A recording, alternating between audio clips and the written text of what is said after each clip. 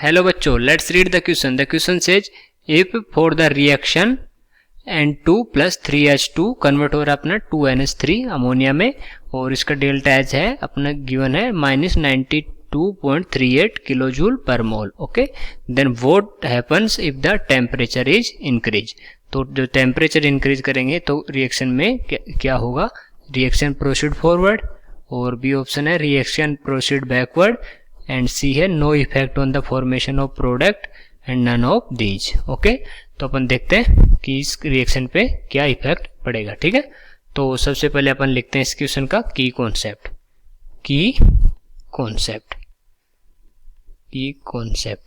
और इस क्वेश्चन का की कॉन्सेप्ट क्या हो जाएगा, effect of temperature on reaction.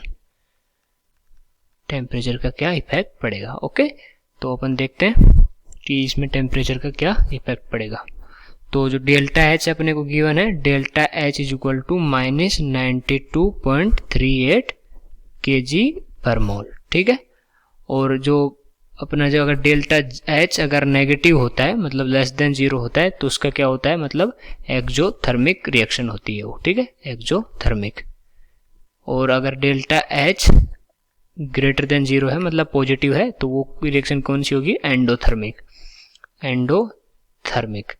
और एक्सोथर्मिक में क्या होता है, क्या होता है, इसमें हीट रिलीज होती है इसमें. ठीक है, हीट रिलीज.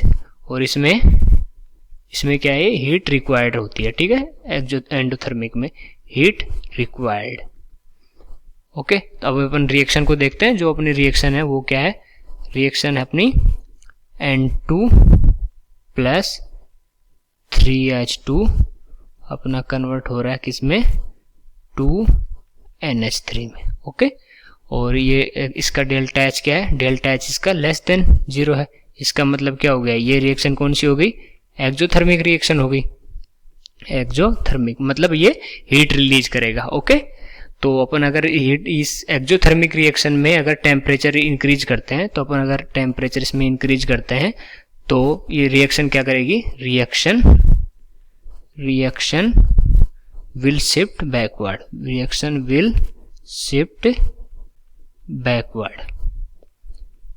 क्यों करेगी shift backward, to neutralize the effect